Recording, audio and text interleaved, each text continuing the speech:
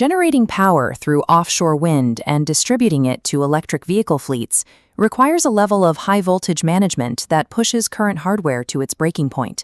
Traditional silicon-based components face a hard physical limit.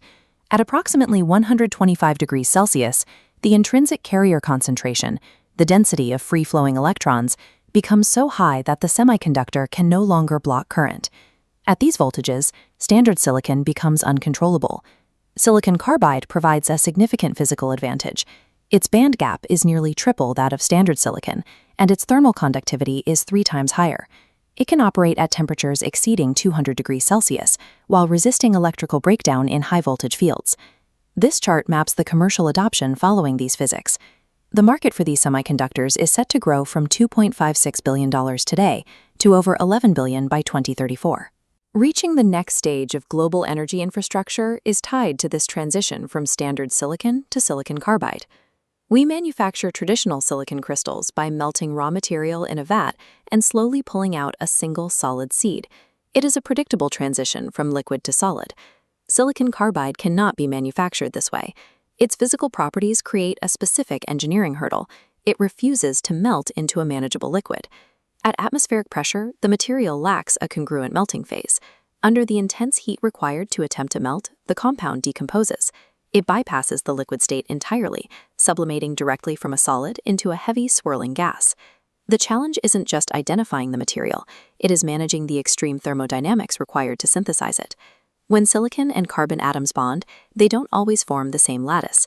They exhibit polymorphism, meaning they can stack in dozens of different geometric configurations.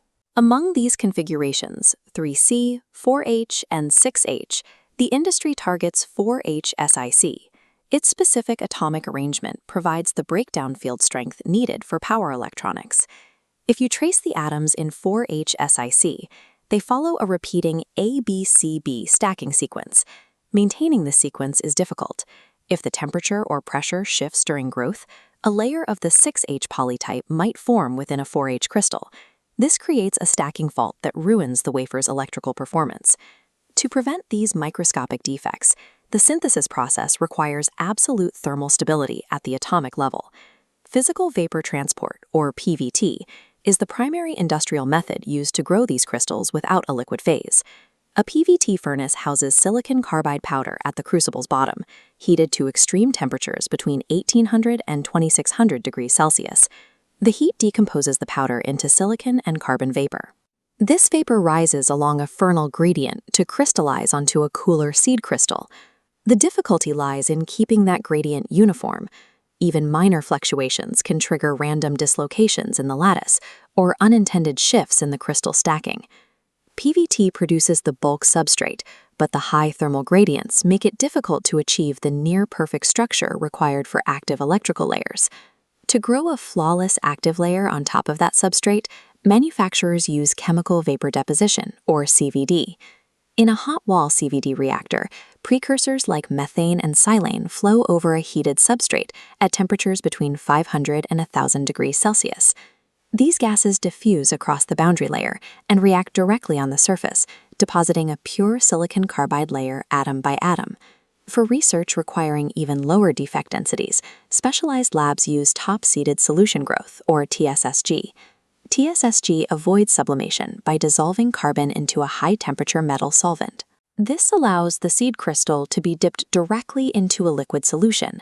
However, the growth rates are extremely slow, and complex internal forces like Marangoni convection make TSSG difficult to scale for commercial manufacturing.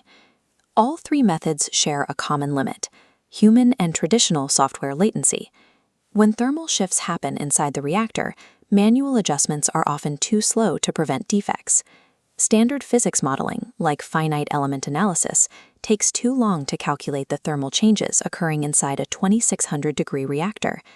By the time a traditional model processes a temperature drop, a stacking fault has likely already formed, compromising the entire batch of crystals. Machine learning removes latency by shifting to real-time predictive control. Deep convolutional neural networks are trained to recognize the earliest visual signatures of micropipes and voids.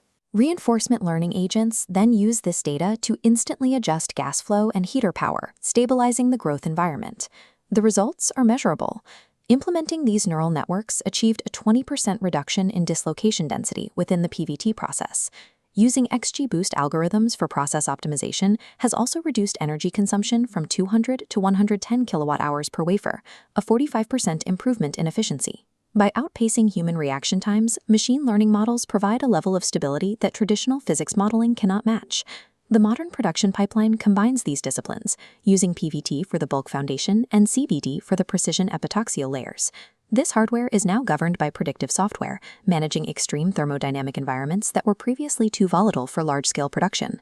The final result is a structurally sound silicon carbide wafer, ready for industrial application.